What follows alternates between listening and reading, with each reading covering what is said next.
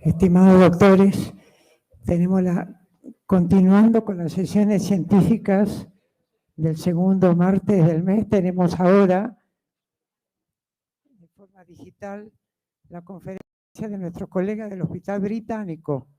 Así que les solicito que una vez pasada, después sí nos vamos.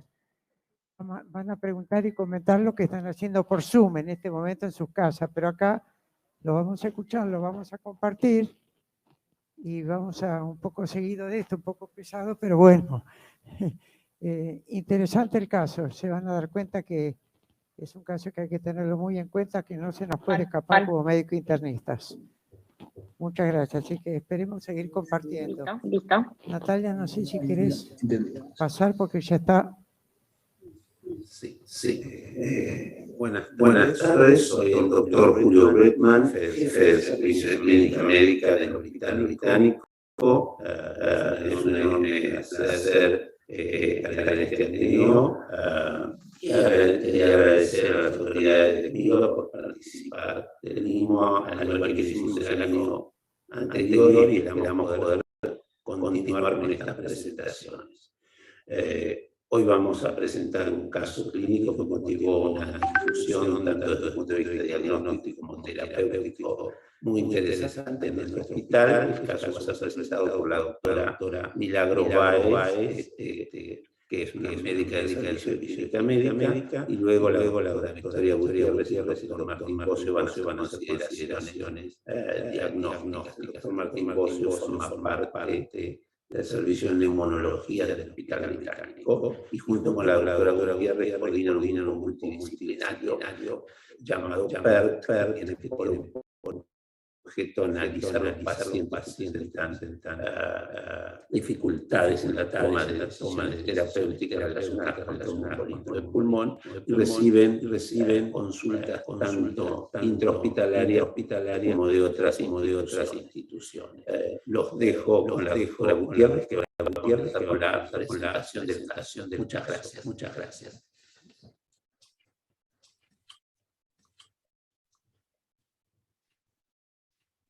Bueno, buenas tardes. Soy la doctora Milagros Báez. Voy a iniciar con la presentación del caso. Vamos a presentar un caso clínico de un paciente de 77 años que tiene antecedentes de hipertensión arterial, tipo 2, no insulino requiriente, tiene SAO severo, pero no es adherente al uso del CPAP, había tenido eventos isquémicos, una IT en el 2016 y dos ACVs en el 2017 y 2019, y antecedentes de hemorragia digestiva baja, internaciones y soporte transfusional, generalmente siempre secundarios a pólipos, y era un paciente independiente para las actividades básicas de la vida. El paciente ingresa en octubre del 2021 a la guardia por disnea súbita de clase funcional 4. Al examen físico se encontraba hipertenso con 150/90, una frecuencia cardíaca de 100, una respiratoria de 26 y saturando 95% al aire, con una máscara con reservorio a 15 litros, tenía R1 y R2 en 4 focos, con silencios libres, pulsos simétricos, sin edemas de miembros inferiores, pero sí tenía regular perfusión periférica, uso de músculos accesorios, prensa abdominal y tiraje, sin otros ruidos agregados y sin otros hallazgos de relevancia. En el laboratorio se evidenciaba leucocitosis de 18.000 blancos, un hematocrito de 49, y como dato a destacar, un ProNP como dato a destacar, y unas troponías de 132 que se pidieron, digamos, por el cuadro clínico del paciente. A su vez tenía un estado de ácido base que como dato a destacar tenía un láctico de 18. En este contexto el paciente se realiza un ecocardiograma y una angiotomografía del tórax. Ya en el ecocardiograma se evidencia una dilatación de cavidades derechas con la función del VI conservada, sin embargo con un deterioro severo de la función del ventrículo derecho, con hipoquinesia de la pared libre y aplanamiento sistodiastólico del septum interventricular, asociado también a insuficiencia tricuspidea leve con una PSAP de 45 milímetros de mercurio. En la angiotomografía de tórax se evidenció defecto de relleno centrales en ambas ramas principales de la arteria pulmonar, con extensión a todas las ramas segmentarias, siendo este hallazgo compatible con un TED masivo bilateral. Además, también se evidenciaba la arteria pulmonar principal dilatada y un incremento de la arteria pulmonar principal dilatada de mayor incremento de la relación. Un poco acá tenemos las imágenes representativas, donde un poco acá tenemos las imágenes de pulmón ante el cual estaba nuestro paciente, y con este cuadro clínico y estos estudios diagnósticos se arriba justamente al diagnóstico de tromboembolismo de pulmón de riesgo intermedio al diagnóstico de tromboembolismo de pulmón de riesgo intermedio alto. En este contexto se decide activar el grupo PERT. En este contexto, un poco para dar una introducción y una definición de lo que es el grupo PERT, un poco para es un equipo multidisciplinario con base institucional, es un equipo multidisciplinario con base este servicio lo que permite es adquirir una respuesta casi instantánea de pacientes con TEP, principalmente de pacientes con TEP de riesgo intermedio alto y riesgo alto, principalmente de pacientes con TEP de riesgo intermedio alto y riesgo multidisciplinaria de distintos servicios. En nuestro caso, el servicio de emergencias, clínica médica, neumonología, cardiología, el servicio de emergencias, las unidades cerradas de terapia intensiva y unidad coronaria, hematología, hemodinámica y farmacia. Intensiva y unidad coronaria. Entonces, estamos ante un paciente con un tromboembolismo de riesgo intermedio alto. Entonces, estamos para repasar con un tromboembolismo la clasificación de la gravedad del tromboembolismo de pulmón. Sabemos que tenemos la clasificación de la gravedad parámetros en cuenta. Dentro de ellos sabemos que tenemos que tener distintos parámetros en cuenta, dentro de ellos la estabilidad hemodinámica, la definición de la gravedad, ya sea por ecocardiograma o por angiotomografía, la definición de la concentración de troponinas. Todo esto nos permite clasificar al TEP en distintos, según su gravedad, según su riesgo, y en este caso tenemos que el riesgo de nuestro paciente, por ser un paciente con un TEP de riesgo intermedio alto, era del 3 al 15%, sabiendo que el TEP de riesgo alto tiene un riesgo de muerte precoz de mayor al 15%. En cuanto, siguiendo un poco con el caso clínico, inicialmente, dada la edad del paciente y los antecedentes que había tenido de hemorragia digestiva, se decidió optar por una conducta inicial conservadora, con infusión continua de heparina sódica endovenosa. Sin embargo, el paciente posteriormente evoluciona con insuficiencia respiratoria, alteración del sensorio, con requerimiento de ventilación invasiva y soporte inotrópicos, por lo cual se decide otra vez consultar al equipo y en ese momento se decide realizar una reperfusión intervencionista. Lo que se hizo fue una terapia en la rama pulmonar derecha, se administraron 10 miligramos de TPA con tromboaspiración de múltiples trombos en varias oportunidades, logrando extraer bastante material trombótico, y lo mismo se hizo del lado izquierdo.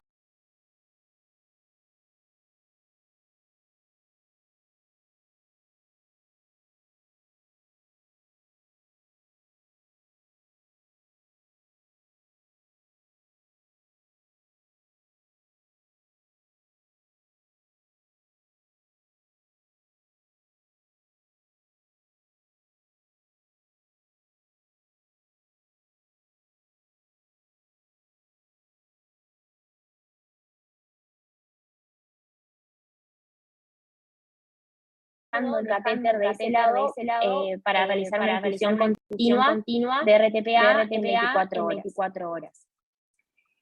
Y un poco también a modo de repaso, estas son las contraindicaciones, digamos, de fibrolíticos, que son las que a veces digamos, pensar qué tratamiento es mejor para nuestros pacientes, y que son las que tenemos en cuenta en el momento de la activación del grupo PERT. Como sabemos, tenemos contraindicaciones absolutas y relativas. Dentro de las absolutas tenemos la historia de ácido hemorrágico, de neoplasia del sistema nervioso central, de traumatismo del sistema nervioso central recientes, diátesis hemorrágica, hemorragias activas, plaquetopenia o un coagulograma alterado. Y en cuanto a las relativas, tenemos la edad, también el antecedente de un ACV isquémico o una IT, pero dentro de los 6 meses meses anteriores, reanimación traumática, hipertensión refractaria, cirugías mayores, úlceras pépticas, y también incluso se tiene en cuenta la expectativa de vida del paciente si es o no mayor o igual a 6 meses. Entonces, en este caso, nuestro paciente, como decíamos, requirió un tratamiento intervencionista local, requirió ventilación mecánica y neutrópicos por 72 horas posteriores al procedimiento, y posteriormente evolucionó favorablemente sin requerimiento y con un ecocardiograma control con una evidencia de la mejoría de la función sistólica del ventrículo derecho. Luego, posteriormente, egresó a un centro de tercer nivel para rehabilitación. Ahora le voy a dar pie a la doctora Gutiérrez para que nos siga comentando un poco más de y qué hacemos en nuestro hospital. Hola, buenas tardes. Yo soy la doctora Gutiérrez de Clínica. Les voy a explicar un poquito cómo fue el origen de este grupo, en qué consiste y cómo trabajamos, cómo es la dinámica de trabajo. La verdad es que este grupo fue formado por primera vez en Estados Unidos. Es un grupo multidisciplinario que tiene ciertos objetivos. La próxima. Bien. Debe cumplir los siguientes criterios para formarse. En realidad tiene que tener la capacidad para evaluar rápidamente al paciente que tiene una embolia pulmonar. Esto permite hacer un ejercicio donde uno va contemplando las distintas terapias médicas, quirúrgicas y endovasculares, acorde a la situación del paciente. Además, lo importante de este grupo es que permite un seguimiento multidisciplinario de los pacientes con todos los distintos servicios involucrados. Posterior también a la evaluación del grupo, lo importante es poder recopilar, evaluar y compartir todos los datos que se obtienen para determinar la eficacia del tratamiento que le prestó al paciente.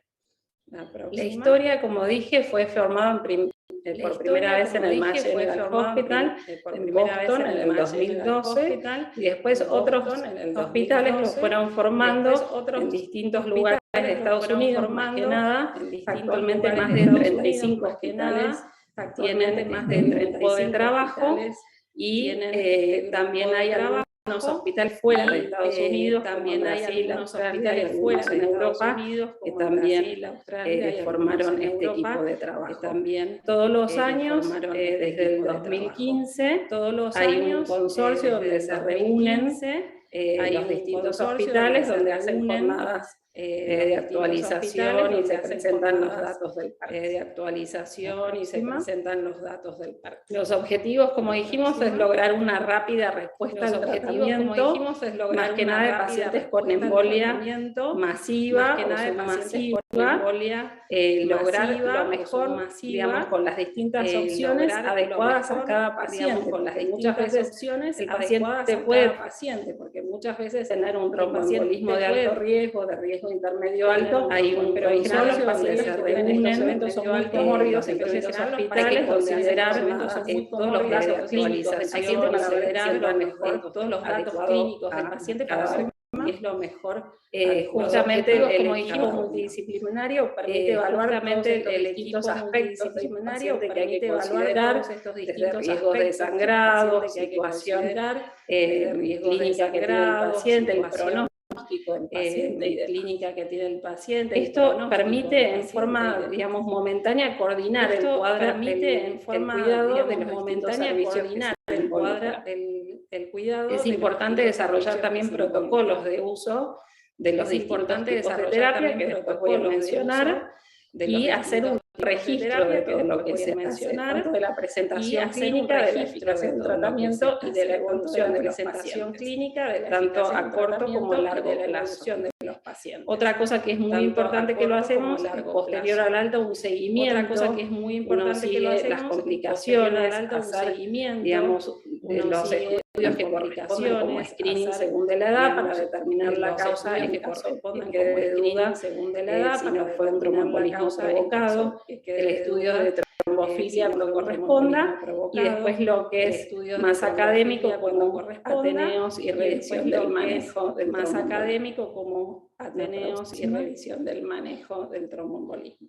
Los integrantes del team son todos estos servicios: la unidad coronaria, terapia intensiva, la guardia externa, hemodinamia, cirugía vascular, neumonología, clínica médica, hematología y farmacia. Y en caso que sea necesario se pueden pedir consultas externas. Por ejemplo, si un paciente tiene un evento cerebrovascular agudo, se puede hacer una consulta con neurocirugía, o una paciente embarazada con obstetricia, una consulta con neurocirugía, o una paciente embarazada con obstetricia y demás.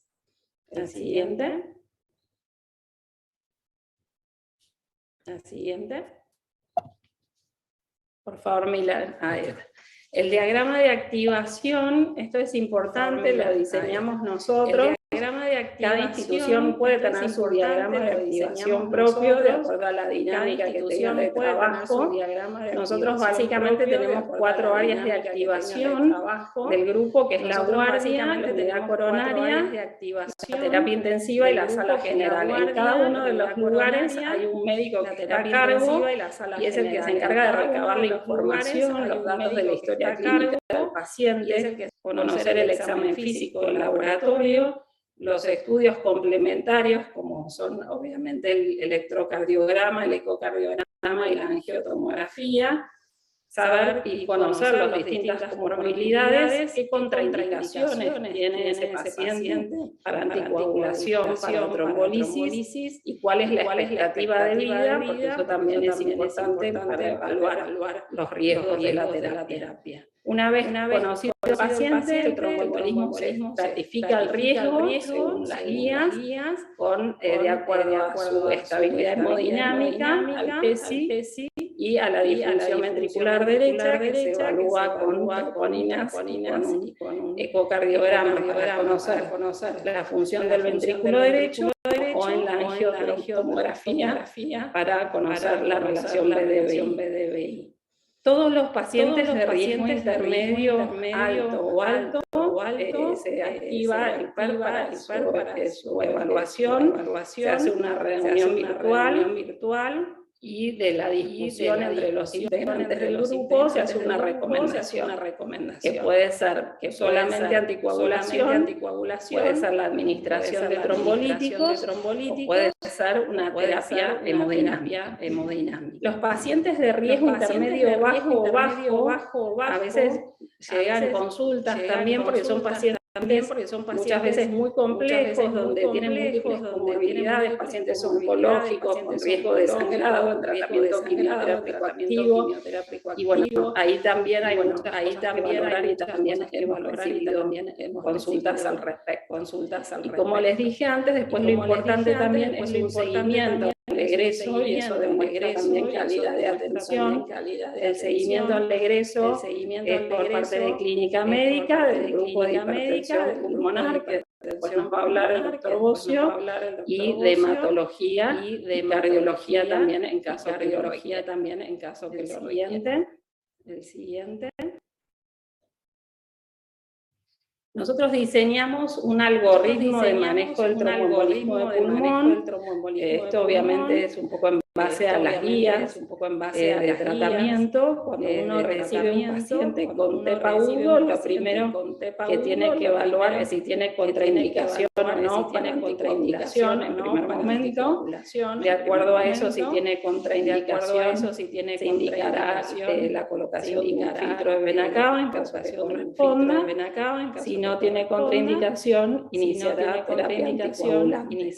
De acuerdo al caso, con enoxaparina, de heparina sodio. Y después, como dijimos, es muy importante evaluar el riesgo. Los pacientes de bajo riesgo, en general, la única indicación es la anticoagulación, en general no es complejo. En los de riesgo intermedio, sí. Digamos, uno tiene que evaluar si el paciente tiene un riesgo intermedio bajo o un riesgo intermedio alto. Ahí evalúa si tiene la dilatación o disfunción ventricular derecha y signos de disfunción con troponinas elevadas. Nosotros sumamos en esta evaluación de riesgo dos criterios de alto riesgo, como son una trombosis venosa proximal, valores de lactato alto, PAFI elevada, y diseñamos, en realidad es el que usan en el más general, que por ahí muchos lo conocen, que se usó en la pandemia por COVID, que es el Score de News. El Score de News, después les voy a explicar un poquito qué es. Un Score de News en la evolución mayor de 9, nosotros los consideramos pacientes de mayor riesgo, para considerar una terapia invasiva. Y obviamente los pacientes de alto riesgo, y obviamente aquellos que tienen inestabilidad hemodinámica, o sea, que tienen hipotensión arterial sostenida, que requieren uso de vasopresores, que requieren obviamente ahí el manejo es más complejo, en general los que no tienen contraindicación es el uso de fibrinolíticos, y aquellos que tienen contraindicación se evalúan tratamientos quirúrgicos o hemodinámicos.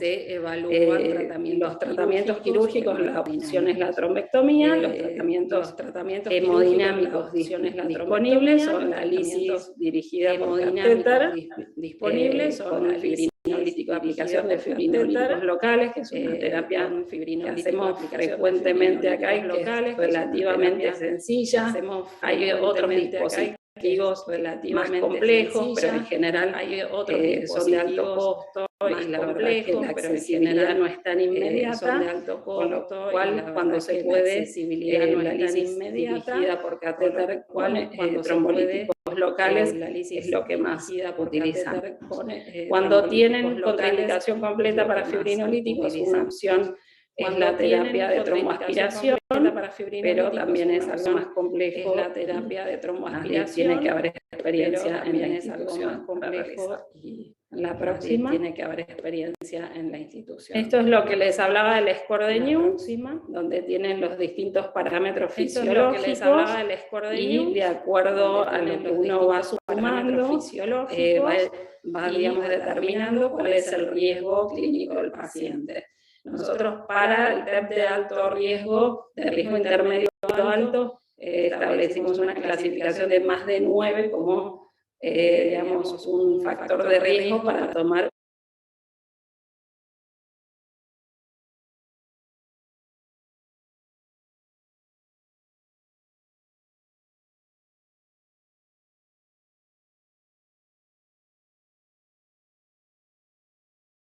es lograr una rápida respuesta al tratamiento, más que nada de pacientes con embolia masiva o submasiva, lograr lo mejor, digamos, con las distintas opciones adecuadas a cada paciente, porque muchas veces el paciente puede tener un tromboembolismo de alto riesgo, de riesgo intermedio alto, pero en general los pacientes que tienen estos eventos son muy comórbidos, entonces hay que considerar todos los datos clínicos del paciente para ver qué es lo mejor adecuado a cada uno.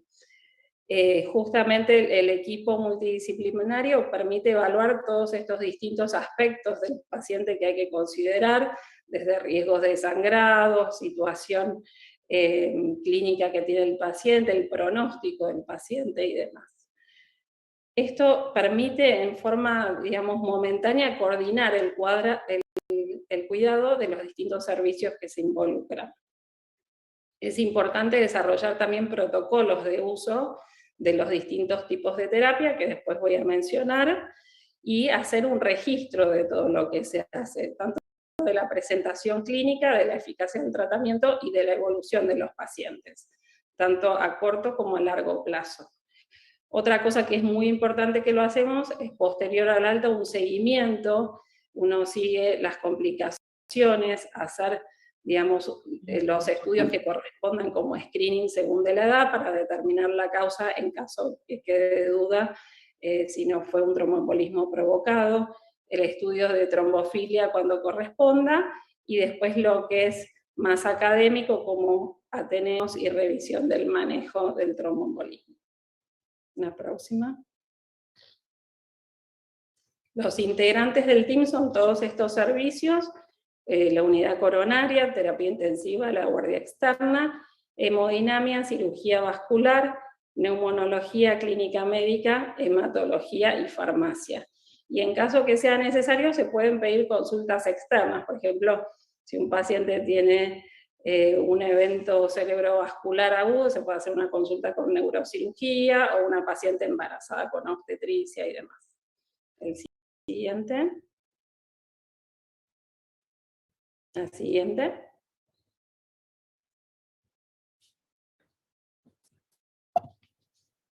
Por favor, Milan. El diagrama de activación, esto es importante, lo diseñamos nosotros. Cada institución puede tener su diagrama de activación propio, de acuerdo a la dinámica que tenga de trabajo. Nosotros básicamente tenemos 4 áreas de activación del grupo, que es la guardia, la unidad coronaria, la terapia intensiva y la sala general. En cada uno de los lugares hay un médico que está a cargo, y es el que se encarga de recabar la información, los datos de la historia clínica del paciente, conocer el examen físico, el laboratorio, los estudios complementarios, como son obviamente el electrocardiograma, el ecocardiograma y la angiotomografía, saber y conocer las distintas comorbilidades, qué contraindicaciones tiene ese paciente para anticoagulación, para trombolisis, y cuál es la expectativa de vida, porque eso también es importante para evaluar los riesgos de la terapia. Una vez conocido el paciente, el tromboembolismo se estratifica el riesgo según las guías, de acuerdo a su estabilidad hemodinámica, al PESI, y a la disfunción ventricular derecha, que se evalúa con troponinas y con un ecocardiograma para conocer la función del ventrículo derecho, o en la angiotomografía para conocer la relación BD-BI. Todos los pacientes de riesgo intermedio, alto o alto, se activa el PERT para su evaluación, se hace una reunión virtual, y de la discusión entre los integrantes del grupo se hace una recomendación, que puede ser solamente anticoagulación, puede ser la administración de trombolíticos, o puede ser una terapia hemodinámica. Los pacientes de riesgo intermedio bajo, a veces llegan consultas también porque son pacientes muchas veces muy complejos, donde tienen múltiples comorbilidades, pacientes oncológicos con riesgo de sangrado, en tratamiento quimioterápico activo, y bueno, ahí...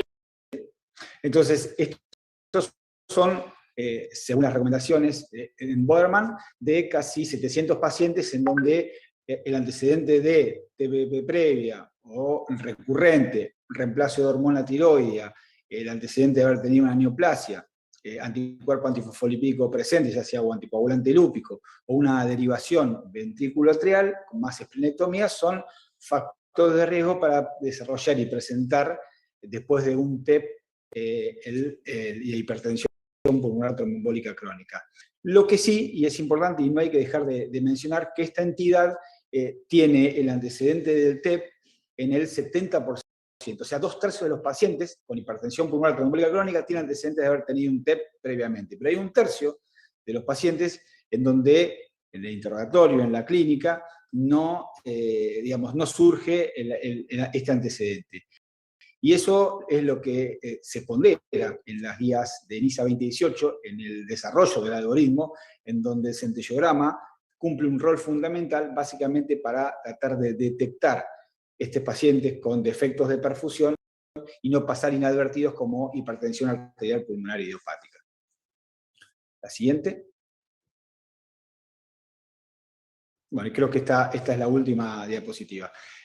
Lo más importante es, antes de darle la palabra a la doctora Gutiérrez, es en este diagnóstico tenerlo presente, porque dentro de los distintos grupos de hipertensión pulmonar, este es el grupo 4, el grupo 1 es la arterial pulmonar idiopática, que incluye las enfermedades del tejido conectivo, la venoclusiva, HIV, etc. El grupo 2, y por lejos es el más frecuente, en donde es la postcapilar, la secundaria falla cardíaca. El grupo 3, secundarias enfermedades respiratorias, ya sea fibrosis pulmonar o EPOC, como los dos modelos más importantes. y en este grupo 4, del que estábamos hablando recién, es el único grupo en donde uno podría ofrecerle un tratamiento curativo a los pacientes. Por eso es importante hacer una búsqueda activa, hacer un diagnóstico, ya que hay algunos registros holandeses en donde la demora en el diagnóstico es de 2 años. Antes el paciente pasa por varios médicos antes de tener el diagnóstico, por lo cual es importante pensarlo. Y además esta demora en el diagnóstico se asocia a un aumento en la media y a un aumento en la mortalidad. Por eso cuando uno tiene un paciente con disnea, después de haber tenido un TEP, obviamente no necesariamente tiene hipertensión pulmonar, pero sí tratar de ir buscando dentro del algoritmo diagnóstico esta enfermedad que es difícil de diagnosticar, es difícil de tratar, pero es la única que tiene un tratamiento curativo dentro de las hipertensiones pulmonares, que es la endarterectomía. Después uno podría hablar de otros tratamientos alternativos, como la angioplastía por balón, incluso el tratamiento médico, sobre todo en los vasos periféricos cuando están afectados. Pero sí dejar como mensaje muy importante en donde tratar de pensar esta entidad no es prevalente, sí es más prevalente en estas enfermedades o en estos factores de riesgo, como veíamos recién, y no dejar de tenerlo presente para ofrecerle al paciente, en el caso de que la tuviera, un tratamiento curativo. Así que para cerrar, los dejo con la doctora Gutiérrez. Muchas gracias a todos. No, básicamente, bueno, nuevamente agradecer la invitación a SMIVA por la participación. Espero que les haya sido de utilidad el caso, si bien no es un caso raro ni complejo, la verdad es que son los casos más frecuentes que todos, digamos, estamos disponibles a tratar, con lo cual la verdad es que agradecemos sumamente su atención, espero que les haya sido de utilidad y estamos abiertos a recibir cualquier consulta, tanto del Servicio de Neumonología y Hipertensión Pulmonar como el Grupo PERT, para poder definir casos complejos o casos que no sean tantos, pero que cuesta determinar cuál es la mejor opción para cada paciente. Muchas gracias a todos y gracias a la doctora Milagros Báez por la presentación del caso también.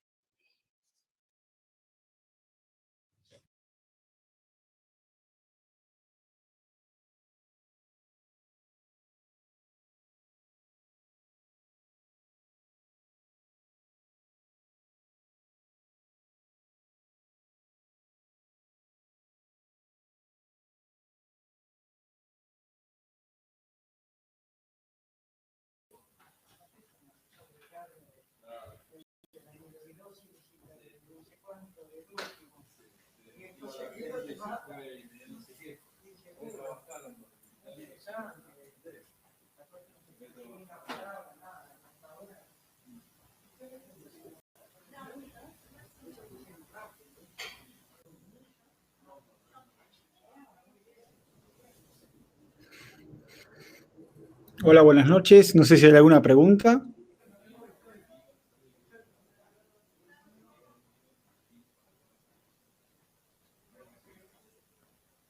Quedó un poco cortada, así que no sé si fue demasiado claro todo el hilo de la presentación, así que si alguno tiene alguna duda, lo podemos resolver.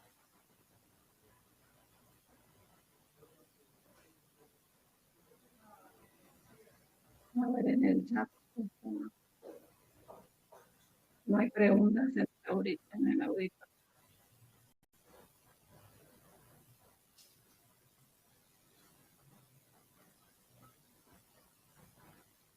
Si no, yo te puedo hacer una pregunta a vos, Victoria Gutiérrez. ¿Qué preguntas? Podemos preguntarnos.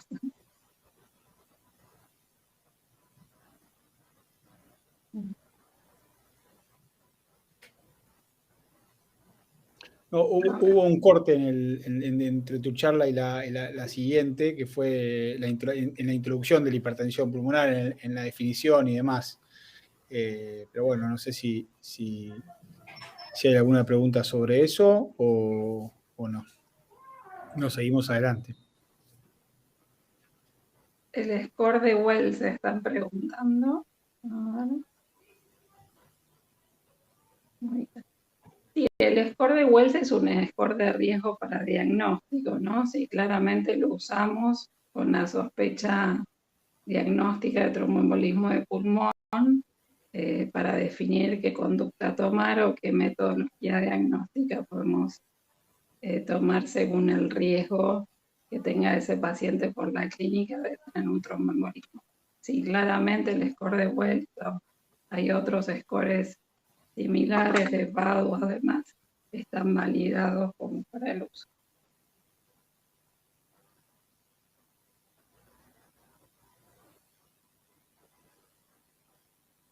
¿Alguna otra pregunta?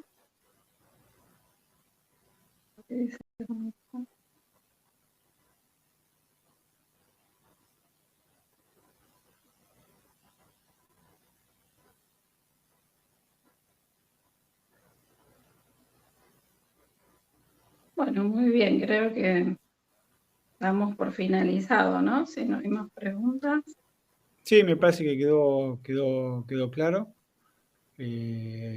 Nada, para resumir un poco y de lo que vos estabas contando, yo creo que, y con respecto a la hipertensión pulmonar, es importante hacer una búsqueda activa, pero no dejar de pensar que en las series, quizás la más importante, que es la de Pengo, menos de un 4% de los pacientes que han tenido un TEP desarrollan hipertensión pulmonar, ¿no? Es una entidad rara. Entonces, no es necesario hacer screening en todos los pacientes que han tenido un TEP, ni hacer un seguimiento con ecocardiograma, ni con ProBNP, ni nada, excepto los pacientes que tienen disnea o que tienen, como vos bien contaste, factores de riesgo y uno hace una búsqueda activa. Pero es una enfermedad poco prevalente, eso sí. Dejar en claro eso como mensaje, ¿no? Que no solo el paciente no todos los pacientes que tienen disnea post-TEP tienen hipertensión pulmonar, sino que está la enfermedad tromboembólica crónica, que se define por defectos de perfusión en el centellograma, pero sin hipertensión pulmonar, y son pacientes que tienen síntomas, o muchos pacientes quedan con aumento del espacio muerto y quedan con disnea, y no necesariamente tengan hipertensión pulmonar.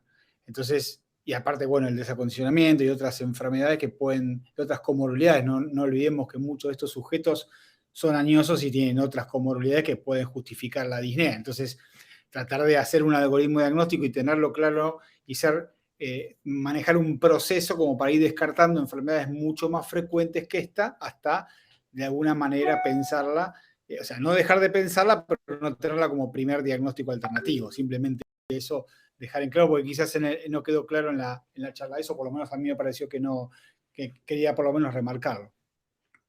Bien, yo también sí, como un mensaje, creo que muchos son clínicos, entonces me parece importante dentro de la evaluación del tromboembolismo de pulmón hacer hincapié en la estratificación de riesgo del paciente, saber, digamos, de acuerdo al riesgo, cuáles son las terapias disponibles o que conviene para cada grupo de riesgo, y en donde hay más quizás dudas de cómo actuar, y es donde más actúa el grupo nuestro, el grupo PERT, que es en el tromboembolismo de pulmón de riesgo intermedio alto, evaluar los pacientes ya más detalladamente, pros y contras de cada terapéutica disponible, y creo que la tendencia, por lo menos lo que asistimos en los últimos congresos y demás, es en los pacientes, digamos, que no tienen mucha comorbilidad, mucho riesgo de sangrado, ser un poco más invasivo en esos pacientes, por lo menos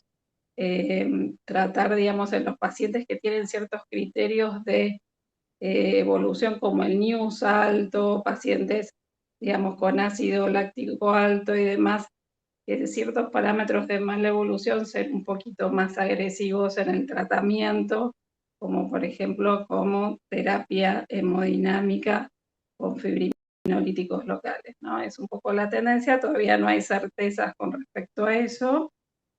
Hay un trabajo que se está llevando, seguramente el año que viene se termine, pero bueno, un poco me parece la tendencia es a eso, y es un poco lo que hicimos con este. Sí, yo creo que remarcar que la verdad que nos llamó mucho la atención, un poco creo que nos sirvió a nivel general saber cuántos TEP se internaban por mes, más allá de la estratificación de riesgo, Creo que en los últimos 5 meses tenemos más de 80 tromboembolismos de pulmón. Pensamos que no se nos escapó ninguno, pero bueno, desde la sala de unidad coronaria, de terapia intensiva, incluso de la guardia, es donde estamos trabajando, y llamativamente tenemos más de 80 tromboembolismos de pulmón de diferentes riesgos. Se activaron el 10% de esos pacientes a líneas generales para el grupo PERT, pero más allá del grupo PERT y de discutir de esos pacientes con el riesgo intermedio alto, como vos bien decías, también sirve, como vos también lo planteaste durante tu charla, en el seguimiento del resto de los pacientes. Seguirlos, saber con qué están tratados, tener nuestros datos, saber cuántos presentan neoplasia, cuántos presentan otras comorbilidades, suspender las anticoagulación. Nos hemos encontrado, y muchas veces les han pasado a todos ustedes, que se encuentran con pacientes que están anticoagulados y ni siquiera saben por qué, y han tenido un TEP que con un episodio puntual que ha desencadenado el TEP, y pasan los años y sigue anticoagulado. Y creo que todo este registro es como la punta del iceberg para tener un grupo de riesgo, como lo son estos pacientes, pero controlados, seguidos, y ver qué pasa a largo plazo y cuántos de ellos, por ejemplo, desarrollan alguna patología que detectada a tiempo y precozmente tiene otra evolución. Creo que me parece que vamos a ver en los próximos meses y años, esperamos de alguna manera tener un mayor control sobre esta población de riesgo, y ver en dónde pudimos actuar y ver qué conductas pudimos cambiar. Perfecto, sí, totalmente. Bueno, no sé si alguna pregunta más.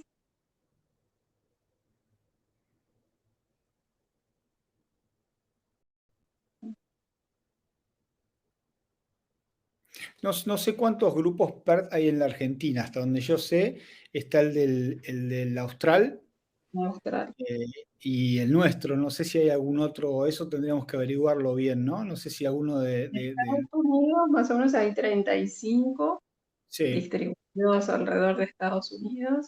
Hay algunos fuera, algunos en Brasil, los más cercanos, en Australia y en algunos países de Europa. Y todos están agrupados en este consorcio internacional que se reúne todos los años. Bueno, la idea es formar parte del grupo también internacional. En Argentina, por lo menos, no conocemos otro que el de la Australia. Sí, no lo sabemos. Quizás hay algo, seguramente hay, no sé si alguien del público sabe, nos quiere contar, pero la realidad es que hasta donde nosotros sabemos, que lo hemos charlado varias veces, hablamos con la gente del Austral, y no mucho más. No sé si en alguna otra entidad existe. Sería importante empezar de alguna manera, no sé si la palabra es promocionar, pero alentar para que empiece a surgir en determinadas hospitales o clínicas grandes, como para hacer un manejo integral, que es lo que de alguna manera uno trata de hacer, y después empezar a tejer nuestras propias redes entre Argentina incluso, ¿no? Así que, pero bueno, es un trabajo, creo que de a poco. Va a ir creciendo lentamente, y bueno, y esperemos que dé sus frutos, estamos seguros de que sí.